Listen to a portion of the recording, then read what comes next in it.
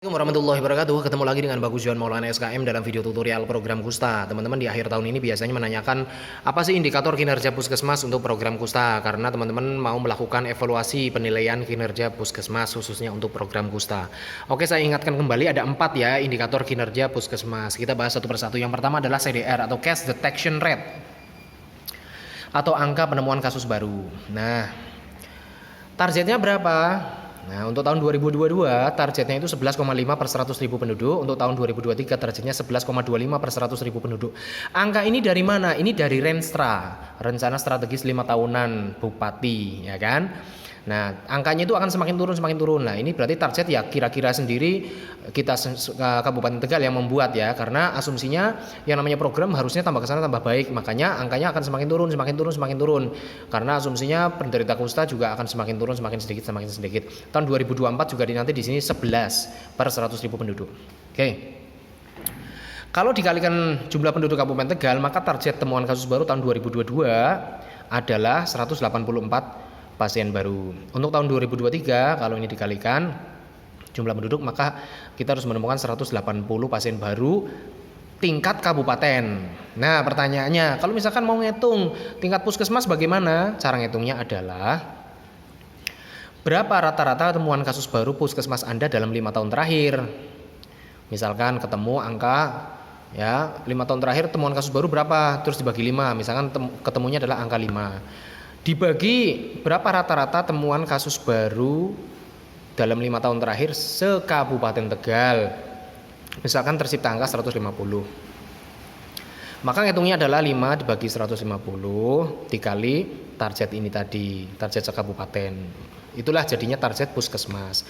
Untuk tahun 2022 ini sudah pernah saya hitungkan, ada di blog surveillance.blogspot.com. Kalau Anda minta nanti akan saya kasih. Pertanyaannya, gimana target tahun 2023 per puskesmas? Ya belum bisa saya hitung karena detik ini video ini dibuat tanggal 2 Januari 2023. Belum semua teman-teman puskesmas melaporkan laporan triwulan 4 tahun 2022. Ya berarti saya belum bisa ngitung ini dong. Ini kan dihitung dari rata-rata temuan tiap tahunnya ya dalam 5 tahun terakhir, baik ini level kabupaten atau ini level puskesmas.